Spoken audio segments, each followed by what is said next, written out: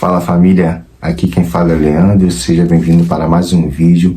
Hoje nós vamos falar sobre o silêncio de Deus. O que fazer quando Deus se cala? Se você está passando por esse momento, se você está precisando de uma direção de Deus e você não está conseguindo ouvir aquilo que Ele está falando, fica comigo até o final desse vídeo que você vai entender tudinho. A única coisa que eu te peço é que se você gostar, você deixe um joinha, um comentário e se ainda não é inscrito no canal, se inscreve. Tá ok? Agora sem mais delongas, vamos para o que interessa. A primeira coisa que eu quero deixar bem claro é que o silêncio de Deus não é a ausência dele. Eu tenho buscado algo, ele está em silêncio, mas ele não está ausente. Ainda assim eu vejo os sinais dele. Ele ainda não falou nitidamente, ainda não bateu o martelo falando, Leandro, é isso e acabou. Mas ele tem me dado a direção e tem me dado o caminho das pedras. E eu estou indo aos pouquinhos.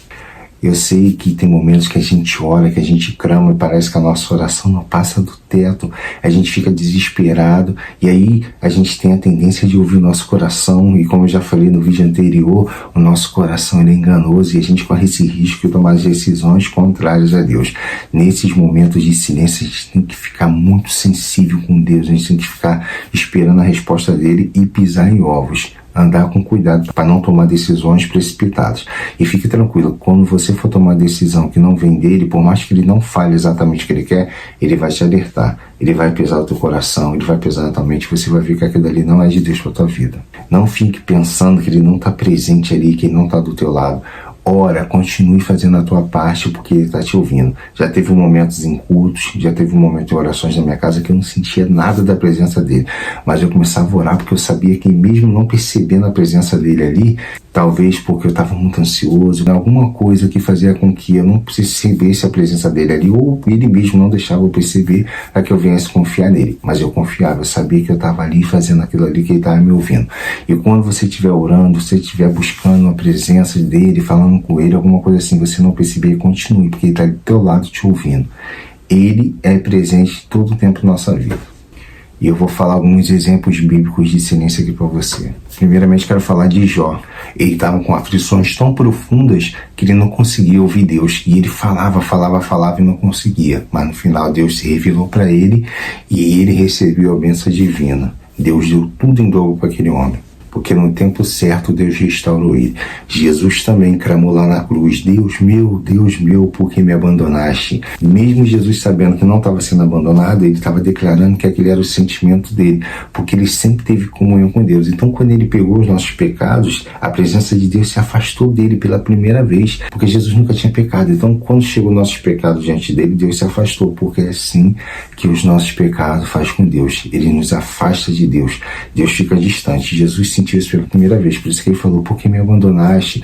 Mas ele sabia que Deus estava ali, ele só clamou aquilo dali porque ele queria expressar essa dor.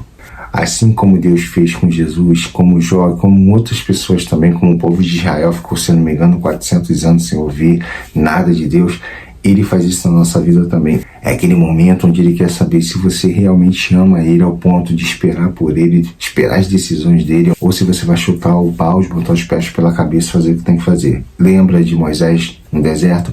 Ele estava irritado com o povo, ele pegou e bateu naquela pedra para sair a água. Ou seja, ele não consultou a Deus, ele ficou furioso, fez o que fez.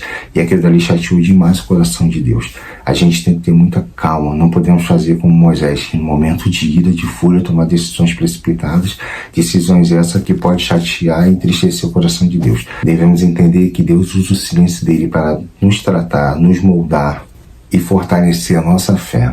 Ele está nos preparando para algo maior, que de repente se ele falar agora a gente fica muito mal acostumado, mas ele tem que deixar a gente passar por isso.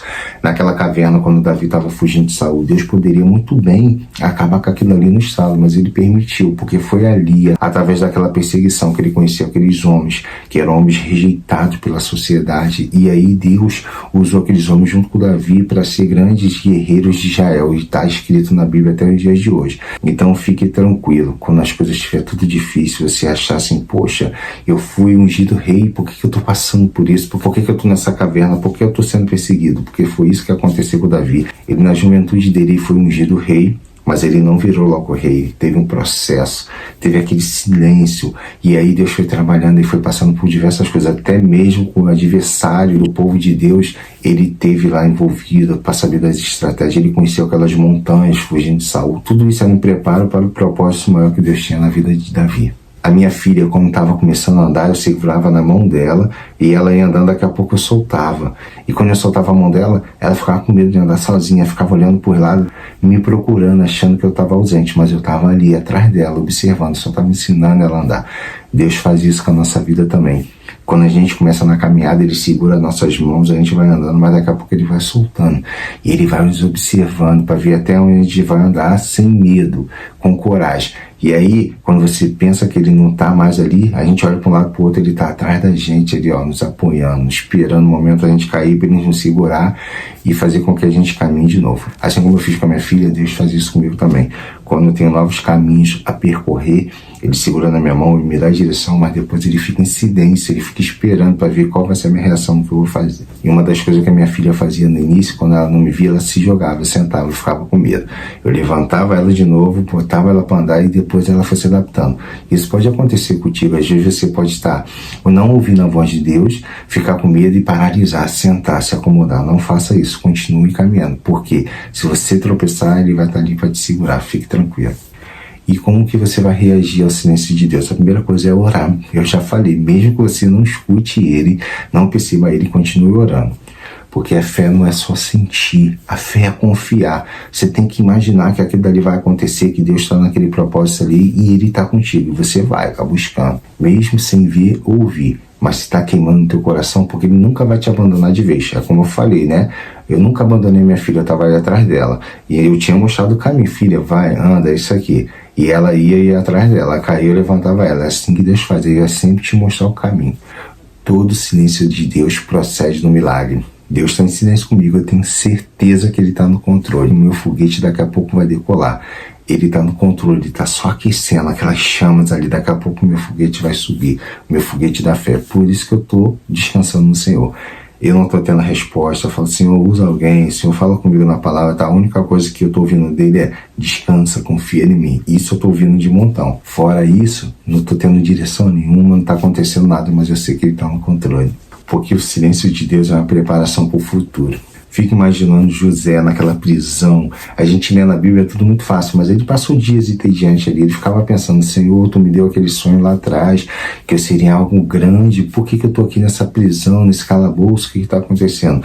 Isso passava na mente de José, mas ele confiava no Senhor. Ele sabia que aquele silêncio ele tinha um propósito. E uma das coisas que sempre vai acontecer no silêncio de Deus é que ele sempre vai colocar coisas nas suas mãos para você fazer. Vai colocar pessoas diante de você para você tratar essas pessoas.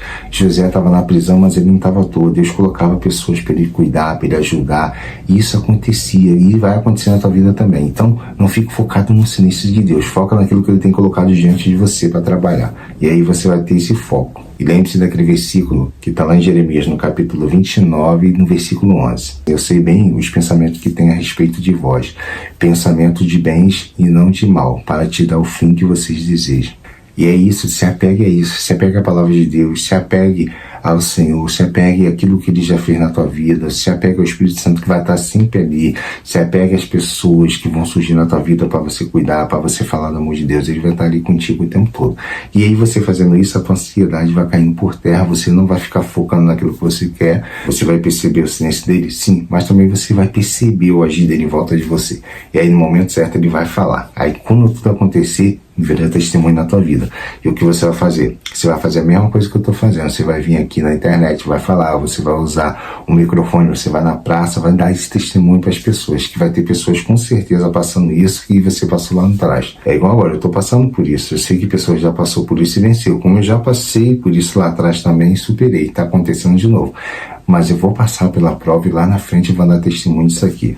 E é isso, eu vou ficando por aqui. Eu tenho certeza que essa mensagem foi direto ao teu coração, na tua mente, que ela possa produzir frutos. E se você conhece alguém que está precisando de ouvir dessa palavra também, envia para essa pessoa lança uma palavra de Deus sobre a vida dela, tá bom? E como eu já falei no início, se você gostou do vídeo, deixa um joinha, deixa um comentário. Se ainda não é inscrito no canal, se inscreve no canal. Se caiu de paraquedas, é a primeira vez que caiu aqui no canal, assiste os outros vídeos. Se você gostar, se inscreve no canal. Toda semana eu tô colocando vídeos aqui falando da palavra de Deus, tá bom?